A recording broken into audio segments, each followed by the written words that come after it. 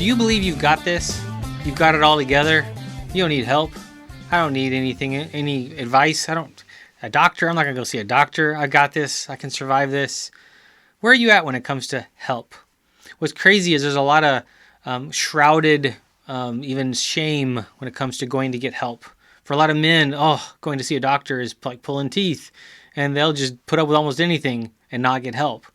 Same for counseling. Counseling has got such a bad rap too.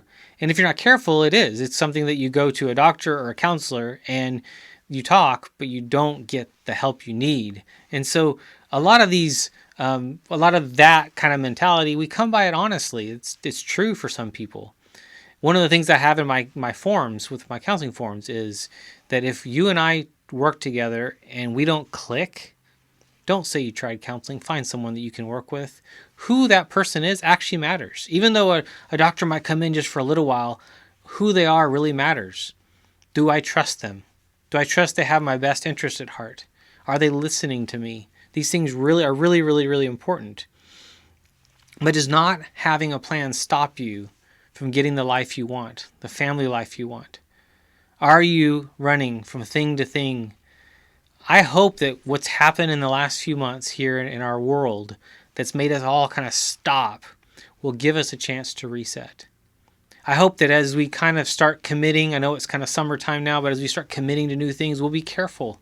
We'll be more intentional at not overcommitting.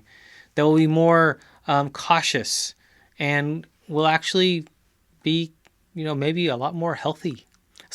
I've seen so many couples who are actually enjoying being together, and it's been encouraging. I know my wife and I have. I've seen other couples and families who enjoy traveling together and doing stuff. There's something about the routine that got shattered, so it's forced them into new ones, and they found something actually beautiful. Not necessarily easy, or not necessarily easier, because it's actually easier at times to just be distracted. But there's something more beautiful and something that with a lot more depth. So if you're having trouble building that life that you want, there's probably a reason. Do you have a plan? Do you know why you're working towards something? If you're older, let's actually say older, I'm in my 40s, but at 40s, 50s, 60s, and you think you're just kind of stuck, what if you went back to school?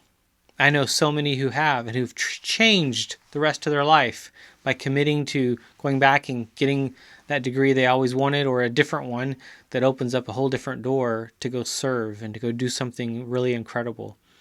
Missions and going overseas, hopefully that'll open back up someday, and serving, beautiful. So much need, so much hurt, but I bet you there's also so much need and hurt right in your town, right in front of you.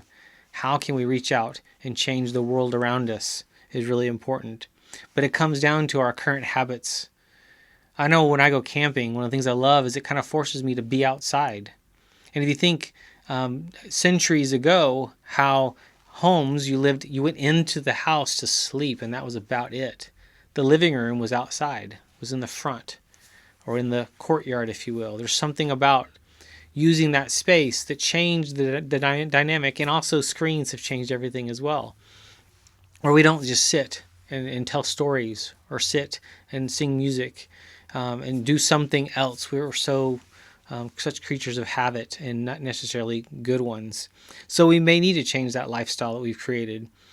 Do you want a vision and a plan? Do you want to change the way that you're not preparing meals, but you're actually going too fast and being unhealthy? The things you put into your body. Do you have habits with what you consume? The use of pornography, the use of substances to survive that are actually not healthy. All these things can change. And again, it doesn't take a big change. It takes small little tweaks that gives me a hope for a different future, that makes me look at today's little choice and go, because I want that. A much bigger payout, a much bigger reward, I guess you could say, relationally and in other ways as well. If that sounds interesting to you, if you're curious, go to bookdrg.com and let's find a time to talk. I would love to spend some time talking with you to help you develop that plan, help you dive into maybe where you're stuck in your marriage or stuck in your parenting. There's so many areas that we can actually be stuck, and it doesn't take much of a push, and our life's very different. Or there's some areas that you're really, really, really, really struggling. past abuse or past hurt that you can't seem to overcome, unforgiveness that you can't seem to let go of, anger and frustration that you seem so dedicated to keeping and not letting go. What if you could? What if God can? I would love to talk with you.